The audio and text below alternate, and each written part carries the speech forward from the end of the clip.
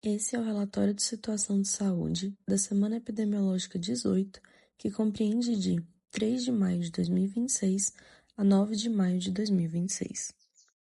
Neste relatório, vamos abordar síndrome gripal e síndrome respiratória aguda grave, arboviroses, sarampo, cobertura vacinal de diferentes agravos, doença diarreica aguda, hantavirose e alerta ambiental. Segundo o boletim do Ministério da Saúde, os dados da Vigilância Sentinela de Síndrome Gripal no Brasil, coletados por RT-PCR em unidades de saúde de todo o país, registraram 18.755 detecções de vírus respiratórios nas primeiras 17 semanas epidemiológicas deste ano. O pico de circulação viral ocorreu entre as semanas 9 e 10, que correspondem ao final de fevereiro e começo de março, com cerca de 1.700 identificações por semana. Ao longo de todo esse período, o rinovírus foi o agente mais frequentemente identificado.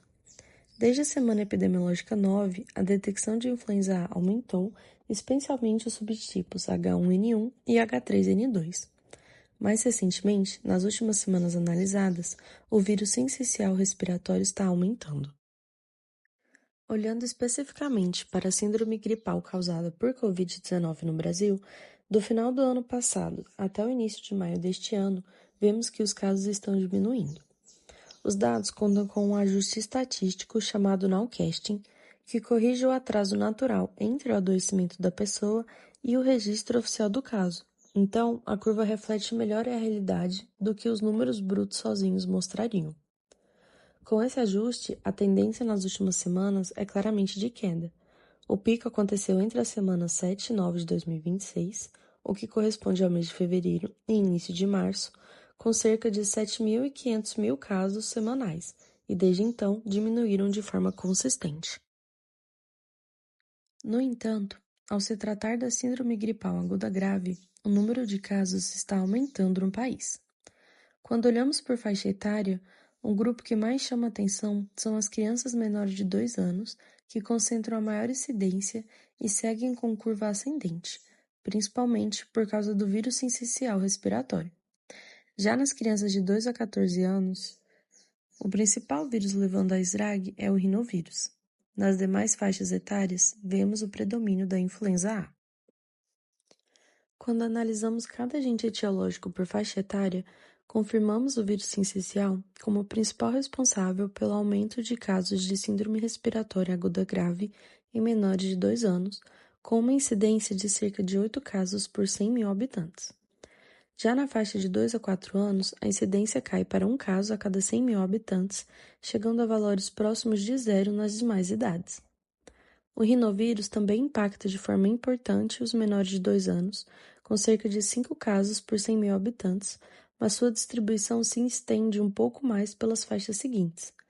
A influenza A mostra uma distribuição mais espalhada entre as idades, com destaque para os menores de 2 anos e para maiores de 65 anos. Já o SARS-CoV-2 mantém incidência de SRAG próxima de zero em todas as faixas etárias.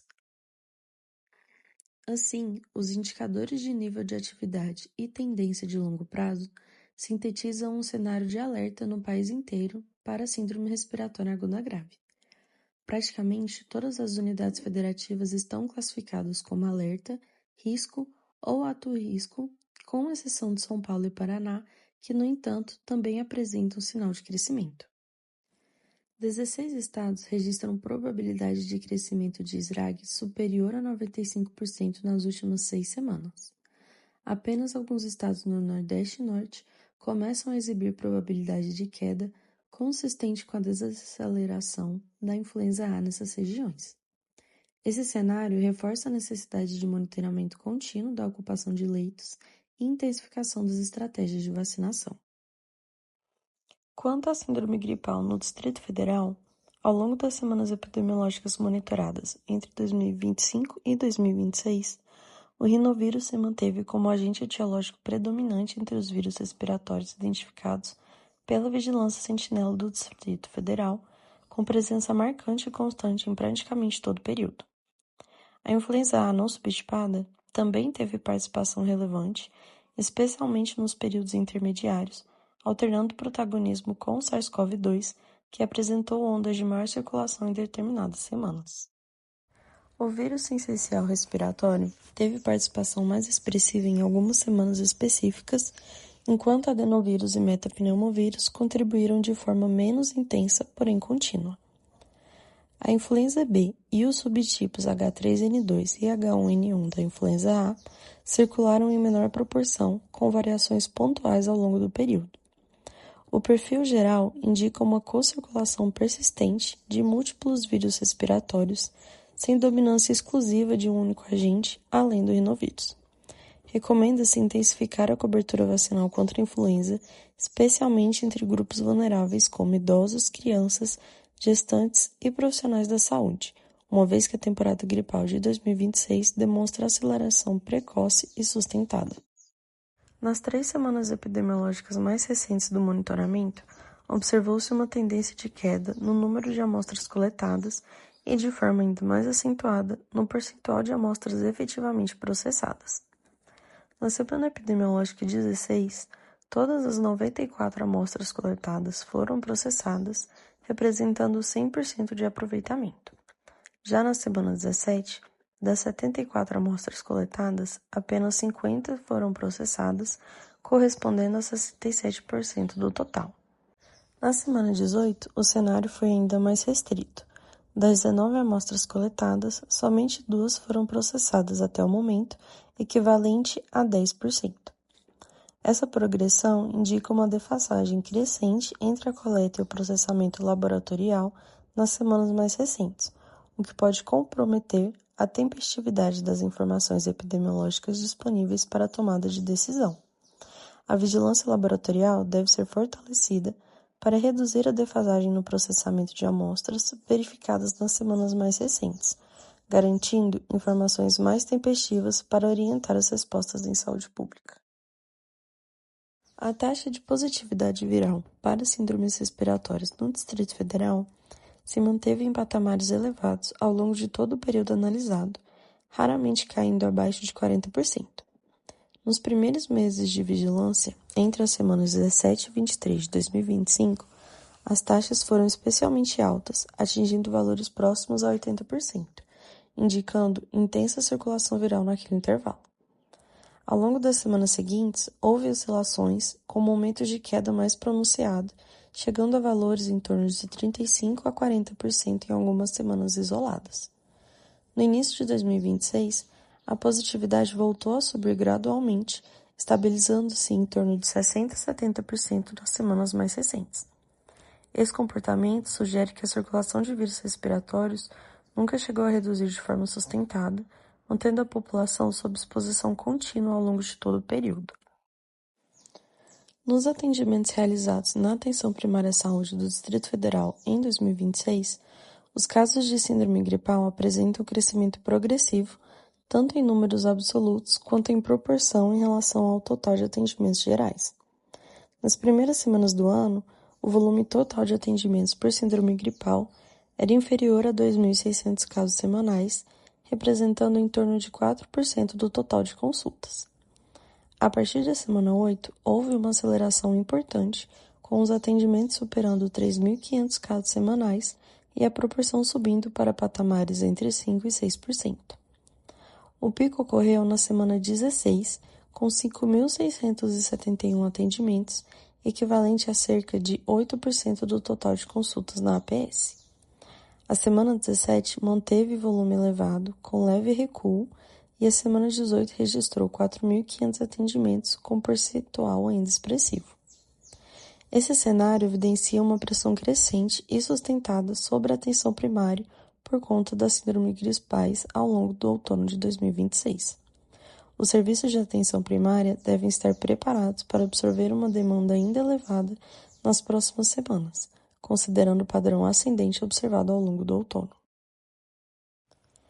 A análise comparativa dos casos de síndrome respiratória aguda grave no Distrito Federal entre 2023 e 2026 revela um padrão sazonal consistente, com picos ocorrendo predominantemente entre as semanas 10 e 20 de cada ano. No que se refere a 2026, os dados preliminares até a semana 17 indicam uma curva ascendente já nas primeiras semanas do ano, com valores que rapidamente alcançam e superam os registros dos anos anteriores no mesmo período, sinalizando que a temporada de 2026 pode ser tão ou mais grave que as anteriores. A trajetória observada reforça o caráter cíclico e previsível da SRAG no DF, com agravamento a partir do final de março, semana 8. Nos casos de SRAG registrados ao longo das semanas epidemiológicas no Distrito Federal, observou-se uma ampla variedade de agentes etiológicos em co-circulação. O rinovírus manteve presença relevante em diversas semanas, especialmente nas primeiras do ano. O metapneumovírus e o vírus sincicial respiratório tiveram participação expressiva, particularmente nas semanas iniciais, contribuindo de forma significativa para os casos mais graves. A influenza A, tanto na forma não subtipada quanto no subtipo H3N2 e H1N1, esteve presente de maneira variável ao longo do período, com maior participação em semanas específicas. O Covid também apareceu como agente identificado em uma parcela dos casos, ainda que em proporções menores em comparação aos demais vírus.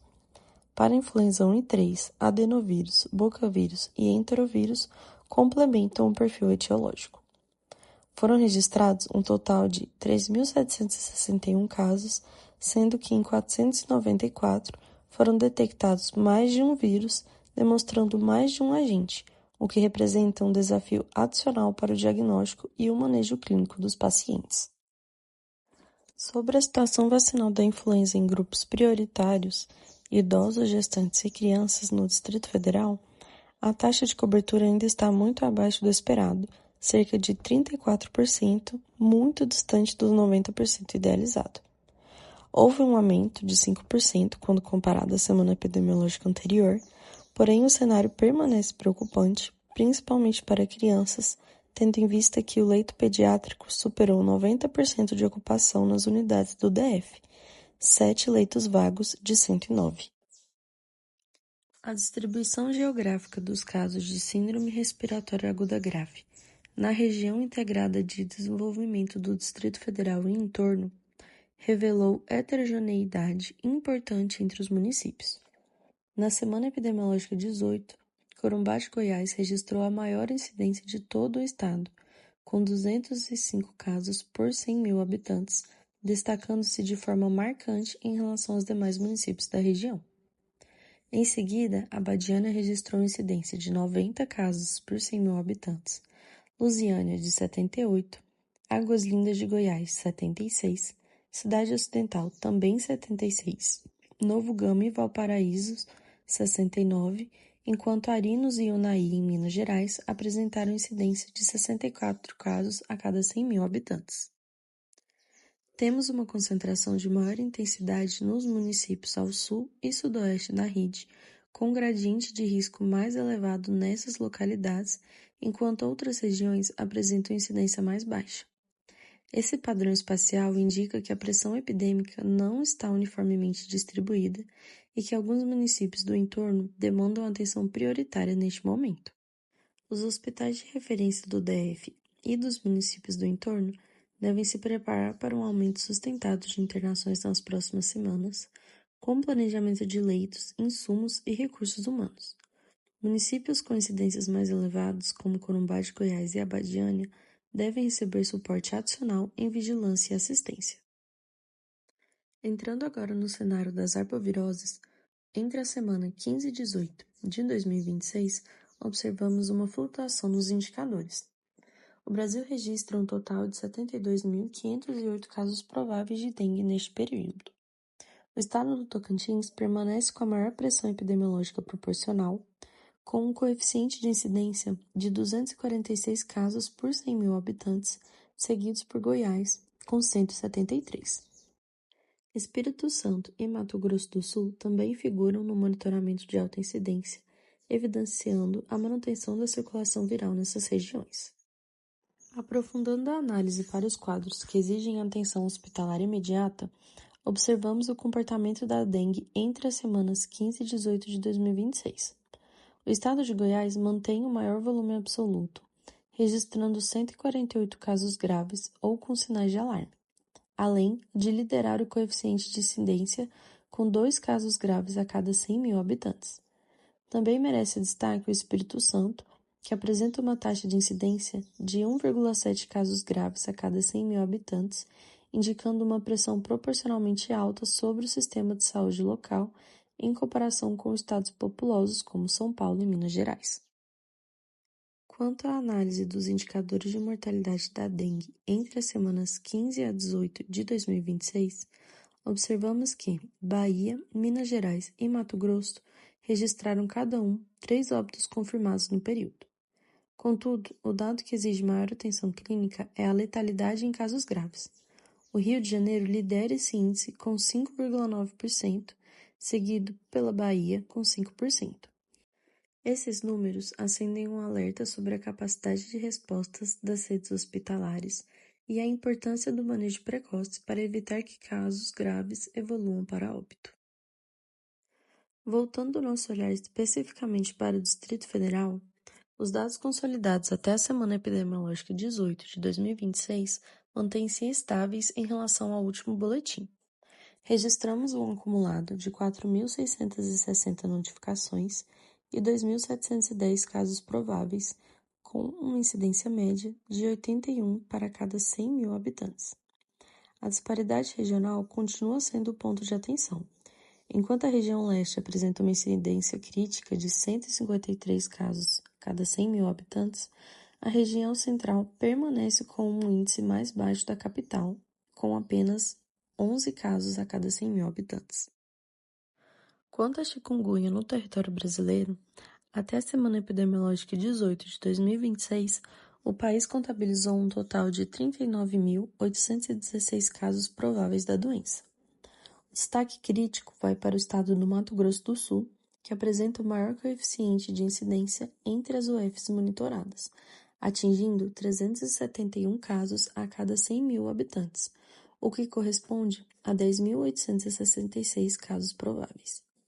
Na sequência, Goiás e Minas Gerais também registram volumes expressivos, com 9.374 e 9.983 casos prováveis, respectivamente, evidenciando a manutenção da circulação viral nessas regiões. Já no Distrito Federal, foram registrados um total de 130 notificações de chikungunya até a semana 18. Desse total, 100 casos prováveis e 65 confirmações laboratoriais, o que resulta em um coeficiente de incidência de 3 por 100 mil habitantes. O dado que demanda atenção específica da vigilância é a região Centro-Sul, que apresenta um pico isolado de incidência de quase 14 casos por 100 mil habitantes, valor significativamente superior às demais regiões da saúde da capital. Com relação à chikungunya na região integrada de desenvolvimento do Distrito Federal, o cenário é de transmissão heterogênea nos municípios de Goiás que compõem a rede. Observa-se a coexistência de municípios sem registro de casos, áreas com notificações iniciais e localidades com casos confirmados, o que sugere diferentes estágios de circulação viral. Os municípios que concentram o maior número de casos confirmados são Novo Gama, com 25, Cristalina e Abadiânia, com 3 casos cada, configurando-se como possíveis epicentros da doença na região. Outros municípios, como Goianésia, Valparaíso e Cidade Ocidental, Formosa e Padre Bernardo, apresentam um menor número de casos, indicando transmissão já estabelecida, porém em menor magnitude. A distribuição espacial dos casos sugere um eixo de dispersão associado ao entorno sul do Distrito Federal, com propagação progressiva para os municípios vizinhos. A presença de localidades com poucos casos ao redor dos principais focos reforça a hipótese de disseminação recente, enquanto os municípios ainda sem registro podem representar áreas suscetíveis à introdução do vírus ou, alternativamente, regiões com subnotificação. Em relação ao monitoramento da febre do Urupuxa no Brasil em 2026, até a semana epidemiológica 16, foram confirmados 11 casos da doença em território nacional através de exames detectáveis. O Espírito Santo registra o maior volume, com 3 casos, enquanto outros 8 estados, abrangendo diversas regiões do país, notificaram uma ocorrência cada. Destes, a notificação mais recente, 29 de abril, foi o primeiro caso autóctone do estado de Goiás, no município de Anápolis. Embora o volume seja baixo, a dispersão geográfica sinaliza a necessidade de atenção redobrada à vigilância laboratorial. Quanto à febre amarela, os casos no Brasil em humanos não aumentaram nas últimas 2 semanas epidemiológicas. Tivemos até agora, em 2026, 2 casos em humanos no Pará, no município de Afoá, e 6 casos em São Paulo, nos municípios de Cunha, Cruzeiro, Araçiriguama e Lagoinha. Dos 8 casos totais, 4 evoluíram para óbito, ou seja, 50% de letalidade. Já os casos em primatas não humanos aumentaram de 9 para 16 em Minas Gerais. A continuidade de áreas naturais e de cursos d'água podem facilitar a propagação da febre amarela silvestre entre regiões. Pensando no Distrito Federal, 3 dos municípios de Minas fazem parte da RID, a Região Integrada de Desenvolvimento do Distrito Federal e entorno. No momento, ainda não foram identificados primatas com a doença no DF, porém, o cenário é preocupante e traz implicações para a vigilância epidemiológica. É necessário o monitoramento dos primatas, a intensificação da vacinação e a vigilância de casos suspeitos em áreas rurais e periurbanas. No Brasil, a cobertura vacinal contra a febre amarela continua com um quadro de heterogeneidade regional, sem aumento da cobertura na última semana epidemiológica, com todos os estados abaixo da meta de 95% recomendada para garantir proteção coletiva e interromper a transmissão em áreas de risco.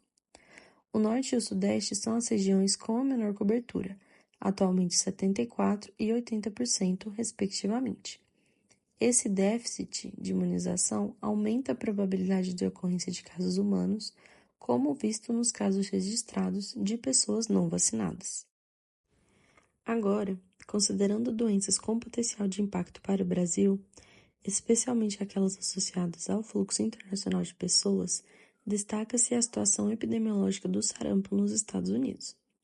Até a semana epidemiológica 18 de 2026, observou-se um total acumulado de 1.842 casos, representando um aumento expressivo em comparação ao mesmo período de 2025, quando foram registrados 652 casos. Destaca-se que, no início deste mês, foram contabilizados 7 casos. Além disso, o número de casos registrados em 2026 já corresponde a aproximadamente 81% do total observado ao longo de todo o ano de 2025, 2.276 casos. De maneira geral, o cenário aponta tendência de crescimento dos casos, sugerindo aumento de transmissão e reforçando a importância da manutenção das ações de vigilância e das estratégias de imunização. Ainda sobre a situação do sarampo nos Estados Unidos, observa-se que a Carolina do Sul permanece como principal foco, concentrando 669 casos, 36,3% do total. Na sequência, destacam-se Utah, com 439 casos, Texas, com 182, e Flórida, com 135, que também apresentam volumes relevantes de casos no país. Em relação à semana anterior, nota-se aumento no número absoluto de casos, com discreta variação na participação percentual, mantendo-se, no entanto, o mesmo padrão de distribuição nos estados. De forma geral, o cenário evidencia a concentração de maior número em poucos estados, com destaque para a Carolina do Sul, enquanto os demais estados apresentam participação menor na distribuição. Já no México, o número acumulado de casos de sarampo aumentou 3%, de 10.275 para 10.597. Entretanto, na análise semanal, observa-se desaceleração da transmissão, com redução de 9,59% nos casos novos, entre a semana 16 e 17, de 292 para 264 casos. O número de óbitos subiu para 13 no total de casos confirmados. Jalisco e Chiapas seguem como as áreas com maiores incidências, evidenciando concentração geográfica dos casos e manutenção da circulação viral nessas localidades. Ainda no contexto da sarampo, a situação epidemiológica na Guatemala ainda sugere aumento dos casos. Na semana epidemiológica 18, foram registradas 3 mortes pela doença. Uma criança de 9 meses sem registro vacinal, um homem de 27 anos, confirmado por vínculo epidemiológico, e uma criança de 1 ano com comorbidades pré-existentes relacionadas à doença pulmonar. Os últimos dados de casos confirmados no país correspondem à semana epidemiológica 16. O Ministério da Saúde da Guatemala não atualizou os dados por semana epidemiológica referentes às semanas 17 e 18. Entretanto, atualizou os dados acumulados, que passaram de 5.297 casos na semana 16 para 5.821 na semana 18, representando um aumento de 9,9% no total de casos. Os departamentos que apresentam o maior número de casos absolutos permanecem sendo Guatemala Central e Sololá, com 2.802 e 350 casos, respectivamente. Além disso, departamentos como Totonicapán e Quiché continuam apresentando números elevados de casos por representarem departamentos próximos a Guatemala Central e Sololá. O manejo adotado para conter os casos no país foi a estratégia vacinal em blocos contra o sarampo. O esquema vacinal regular prevê que, aos 12 meses de vida, seja aplicada uma dose da vacina SRP, conhecida como tríplice viral, e outra dose aos 18 meses do mesmo antígeno, podendo se prolongar até os 7 anos. Desde o início do surto até a adoção da estratégia de vacinação por blocos, foram aplicadas 191.440 doses no calendário de esquema regular. Durante o surto, foram aplicadas 413.198 doses da vacina, sendo que foi antecipada a faixa etária da vacinação de 12 para 6 meses, com a dose zero sendo, portanto, a dose emergencial para bebês que normalmente não são vacinados nessa idade, com 26.227 doses aplicadas, e a segunda dose para pessoas a partir dos 7 anos até os 50 que possuem esquema vacinal atrasado, grupos de risco e contatos de casos confirmados e suspeitos. Essas doses representam 387.971 aplicadas no enfrentamento do surto. No que se refere à situação da cobertura vacinal contra sarampo no Brasil, observa-se que todas as regiões do país apresentam um avanço significativo na aplicação da primeira dose da vacina tríplice viral, com coberturas superiores a 85%. Destacam-se as regiões Nordeste, 94%, Sul, 92% e Centro-Oeste, 91%. Entretanto, a cobertura da segunda dose ainda não acompanha os mesmos avanços observados na primeira aplicação, principalmente nas regiões Norte, com 68% de cobertura, Centro-Oeste, 75% e Sudeste, 73%, evidenciando fragilidades na completude do esquema vacinal.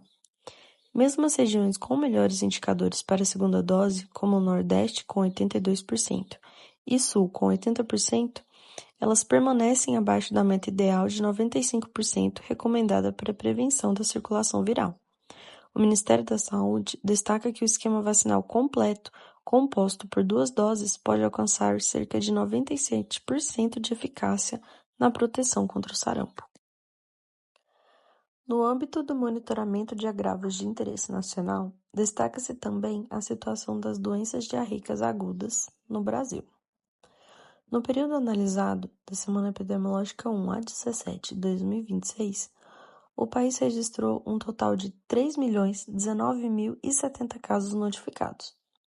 Ao longo de praticamente todo o período, os casos mantiveram-se consistentemente acima do limite superior do canal endêmico histórico, configurando situação de excesso em relação ao padrão esperado para a série histórica de referência. O comportamento da curva epidemiológica evidencia 3 momentos distintos: uma fase de ascensão progressiva entre a semana 1 e 11, uma tendência de declínio a partir da semana 12, com reduções expressivas na semana 15 e 16, e na semana 17, o registro de 104.423 casos, o menor valor de todo o período analisado e o primeiro abaixo do limite superior do canal endêmico histórico, indicando possível normalização do quadro epidemiológico. A distância entre os casos observados e o limite superior do canal endêmico foi particularmente acentuado entre a semana 8 e semana 13, período em que o excesso em relação ao teto histórico superou 50.000 casos semanais em múltiplas semanas. A reversão desse padrão nas semanas mais recentes representa uma melhora epidemiológica relevante. Entretanto, ressalta-se que ainda existem flutuações no número de unidades sentinela participantes e no quantitativo de respondentes ao longo das semanas epidemiológicas, o que pode impactar a estabilidade e a comparabilidade histórica dos dados. Dessa forma, o canal endêmico para DDA ainda se encontra em processo de consolidação como estratégia de monitoramento epidemiológico.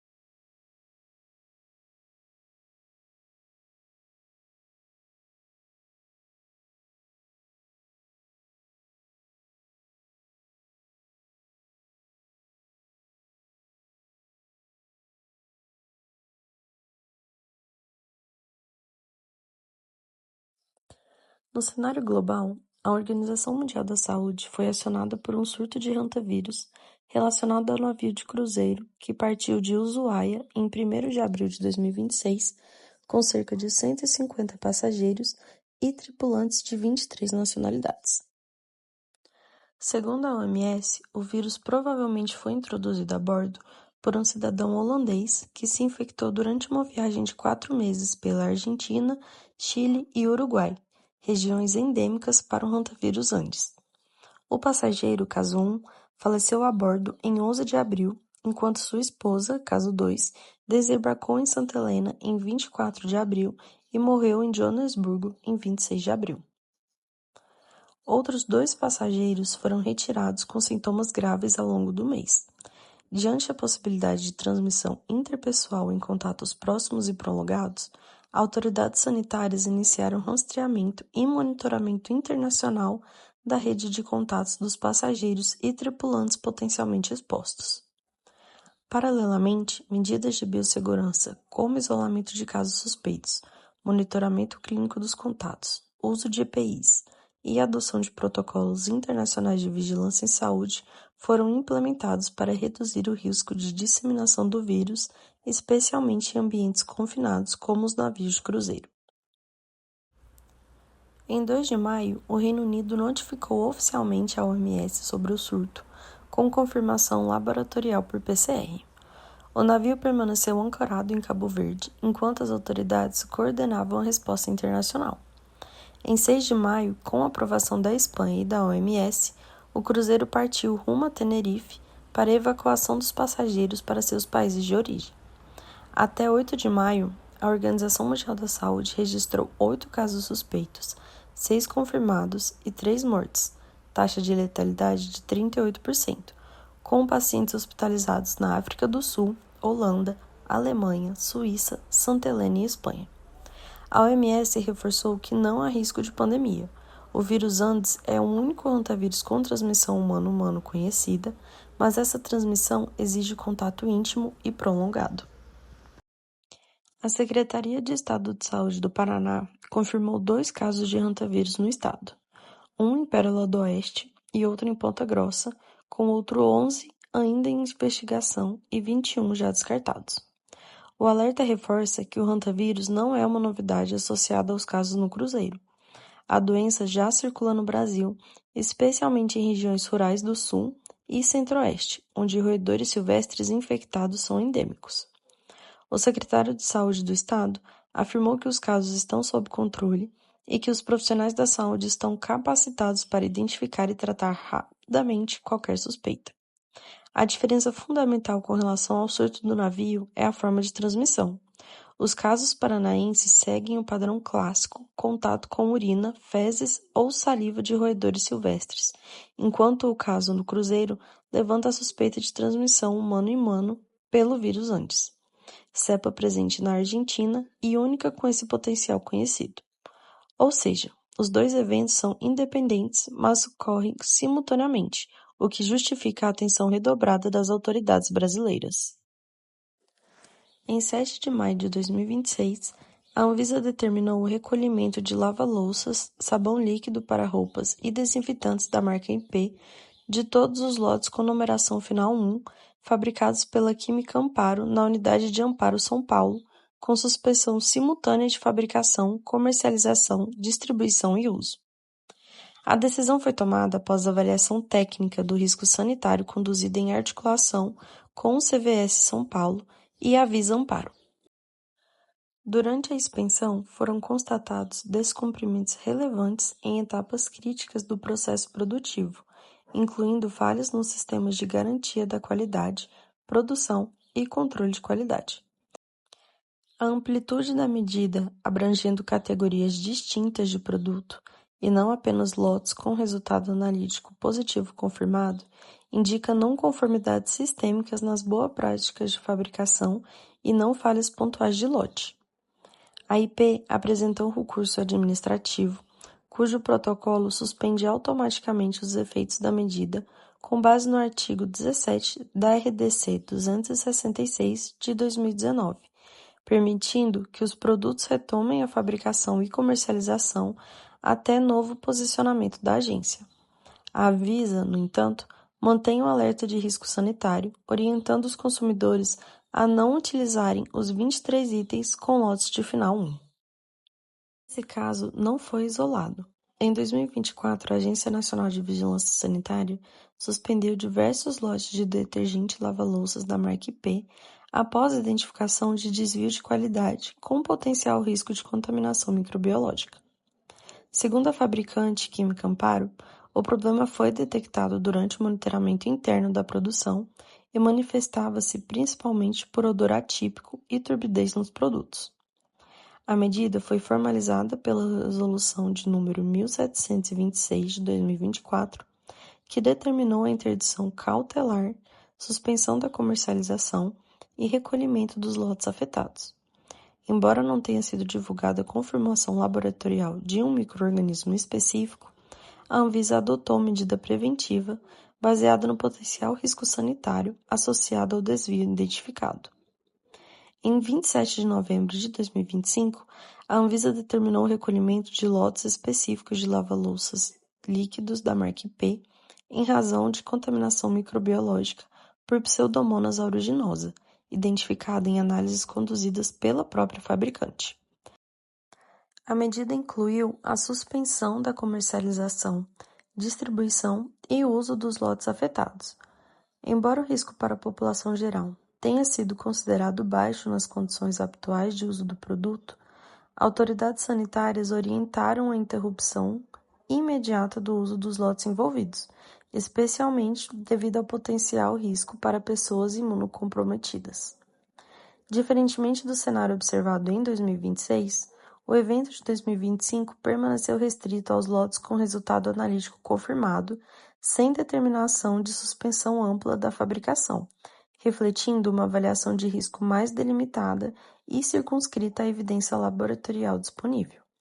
Já em 2026, as medidas regulatórias adotadas apresentaram maior amplitude, incluindo suspensão mais abrangente relacionada ao processo de fabricação, indicando um escalonamento da resposta sanitária diante da avaliação de risco e da possibilidade de comprometimento sistêmico do processo produtivo.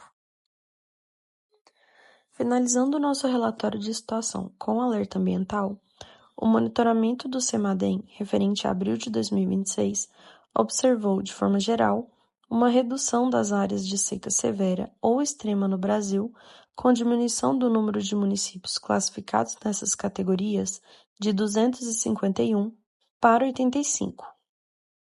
Porém, enquanto houve essa diminuição do número de municípios, as áreas indígenas apresentaram um aumento dos números de seca severa, passando de 3 para 18 no período analisado, concentrados majoritariamente no Amazonas. Os assentamentos rurais também apresentaram redução das áreas sob condição de seca, incluindo diminuição dos registros de seca extrema.